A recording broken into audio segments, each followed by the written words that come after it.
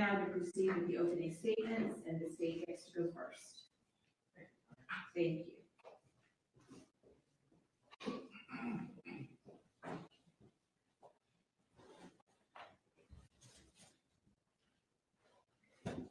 Just a moment. Yeah, that's fine.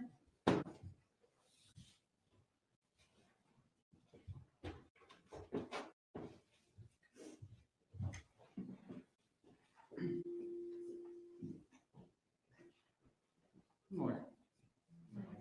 The thread that runs through this entire story, really from the very beginning, is a desire, a thirst for knowledge, something on a spiritual level, something that transcends eras, cultures, distance.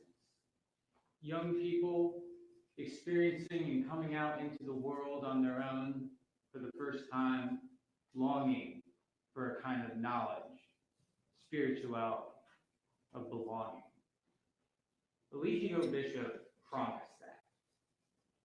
He promised that he had all of the answers to all of their questions, the answers to their prayers, and that he could fill their spiritual voids. He alone could speak the truth. He alone showed them what they could be, in tune with nature, living off the land, a communal sort of paradise. Janae Newell first saw Eligio Bishop and his group in a restaurant where she worked. She was 22. It was about 2018. She was intrigued. The way they dressed, the way they talked, they seemed so genuine. She kept in touch with the defendant online, and she was planning a trip overseas to Bali. Instead, she left home and joined the defendant's group. At first, it was everything Janae had hoped. The sense of community and the idyllic tropical locations masked the trouble brewing. His word was law. Some of the rules didn't make sense. They couldn't use the bathroom inside. They only ate when he was hungry. He chose who they could date or with whom they could sleep. When somebody disobeyed a rule or was having a bad day or did anything to upset the defendant, they became the enemy, the scapegoat, the focus of his ire. They were the problem, and the group followed the defendant. As they traveled around from Decatur, Mexico, Hawaii, California, Belize, Costa Rica, Puerto Rico, and finally back to Decatur, things only got worse. It became power for power's sake. And he held all of the power. Janae left. She flew back to Georgia, but she was still longing for something, for belonging, and things at home really weren't going all that great. And for a time, she resorted to selling her body. And after a while, after watching the group from afar online, Janae went back. This time, they were in Puerto Rico. Janae noticed that things were more volatile, more violent. She stayed for a while, and then she left again for a second time. Janae went back for the last time in 2021. The group was in Decatur at a home on Arbor Chase. There were about 20 members staying there at the time. Now, one thing about the group, when a person joined this group, they were given a new name. And so during trial, you will hear folks referred to by their legal name, and you will also hear them referred to by the name they were given in the group. And this is confusing, I know. We have created a demonstrative aid, basically just a big whiteboard, that lists several of the people you will probably hear about this week. And you may want to take notes as well if that's easier for you so you're not glancing over there. But Janae Newell, she was known by Nateri. So you may hear Janae referred to as Janae. You may hear her referred to as Nateri. Kendra Carter, whom you will hear from. Brianna was Syrian. Velvet was Nana. Aaron Dixon, he went went by True or Ace. And you will hear from all of them this week. Courtney Townsend went by Solar. You may also hear about some other members. Portia Wade goes by Aya. Tanisha Dulay is Malia. Kayla Buckner is Afro. And so on. Another thread that runs through this case is power. This defendant's desire to maintain power over the people in his group. How he accomplished that, and what he did with that power and control. By 2021, when Janae was back in the group, she will tell you the defendant would get angry over the smallest thing. He would order one member to hit another member.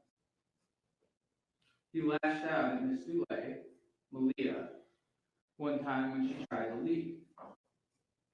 What you will hear from all of the former members who testified this week, from Aaron, from Kendra, from Janae, Brianna, and Velvet, from all of them, you will hear that there was this atmosphere of fear and violence within the group, waiting for the other shoe to drop. Who was going to be next? Power, accomplished through the ever-looming threat of physical violence. The second part of that preface, though, what the defendant did with that power. The answer to that, the evidence will show, is sex. You will hear, again from the former members, that this defendant had his choice of the women in the group. It was understood. Nobody said no to the king. To God, to him. You will hear from Janae, from Kendra, from Brianna, what he did and how he did it. And all this time, from 2018 to 2021, as it turns to 2022, all of this time he is fostering an us against them attitude. The outside is hell, he said. They don't understand. They are out to get us. So separate from all loved ones, family and friends, reliant on him for every meal, shelter, affection, community, not surprisingly at work. When the defendant's anger was focused on one, the others piled on. When he ordered one to hit another member, they complied. When he demanded sex from Janae, or demanded that she allow him to film it, she went along. Now I want to be clear. Janae went back to the group multiple times. There were times that there was consensual sex between Janae and this defendant. And obviously, it will be obvious to you, obviously she cared very deeply about him for a period of time. His name was tattooed on her body. And she did allow him to film her. That all happened. But it happened in this broader context. That matters. And I think it will matter to you in this case. In late March of 2022, Janae had become a little disillusioned, a little unsure about the group. It was nighttime, March 24th, 2022, and it was another of his long, long talks. They were sitting downstairs, and Janae just wasn't feeling it. And her face showed it. He told Zoka, Day1, that she should keep Janae in line. It was understood what that meant. And a little while later, something happened. Janae made another face or something. And Day1 smacked Janae. He didn't stop it. It was Janae's fault. Her turn to be the scapegoat, the them in this ever-present us against them. At his urging, implicit or explicit, Day1 smacked Janae again and again. He ordered Janae on her knees, and Day1 smacked her again. Janae had had enough. She was leaving again, and she said as much. And nobody stopped her, at least at first. She got her bag, started to pack a few things, retrieved some of her art that was stored Uber was waiting outside. There was some dispute about a phone charger as she's walking out the door. Then someone said, "The king is calling. Will you answer the king's call?" And Janae did. She asked the Uber to wait. This would only take a second. She walked upstairs to say her final goodbye. When Janae reached his room, he grabbed her in his arms and literally would not let her go. She was crying, and she told him she had to leave, but he would not let her go. He asked for sex one last time. She told him no. She had to leave, but he would not let her go. He asked again and again. She said no, again and again. He put her on the bed. She told him no. She had to leave, but he would not let her leave. He asked again, one last time.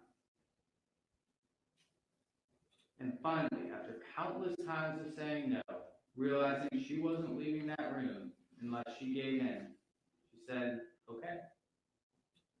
They started having sex, and she pushed him off. But even then, he would not let her leave. He flipped her over and penetrated her from behind as she was crying. Janae escaped the next morning before anyone woke up. She went to her friend Kelly's art studio, then to a shelter, and on from there. She never went back. In the meantime, on March 28th, Janae received messages online asking if she was back in the group. She was confused. She realized they thought she was back in the group because 4 videos have been posted to the defendant's Twitter account showing him and Janae having sex.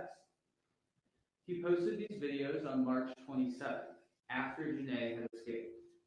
The evidence will show he posted these videos without Janae's consent for the purpose of harassing her. Yes, the videos depict consensual sex well before Janae left. And yes, Janae probably knew that the defendant was recording the sex. And they may have been online before. But they were posted on March 27th without Janae's consent for the purpose of harassing Janae. Go back to power, that thread that runs throughout this case. The evidence will show his attempt to maintain that power, to demonstrate that power, even after Janae escaped. The final overarching thread that runs through this case is the online presence and life that many of these young people live. Much of the day-to-day lives of this group were streamed online, on YouTube, on Instagram, on Bigo. And many of the former members that will testify this week still maintain large online presences today. As the former members will tell you, what happened in the group actually happened. This wasn't acting for the cameras or the clicks. The violence was real. The emotional manipulation was real. And the tense threat of looming violence was real. In addition to Janae, you will hear the stories of Kendra Carter, who joined the group in late 2018, of Brianna Jacobs, Aaron Dixon, and you will hear from Velvet Marquette. For a while, Velvet was married to the defendant. They have a daughter together. She was in the group for a while, up until about 2020, and you will get to hear her story. At the end of this case, after you have heard all of the evidence, the judge will instruct you on the law that applies to this case, including the law that sexual intercourse obtained through fear or intimidation is not consensual. After you have heard all of the evidence, which includes the testimony of witnesses, we will once again address you and ask that you return a verdict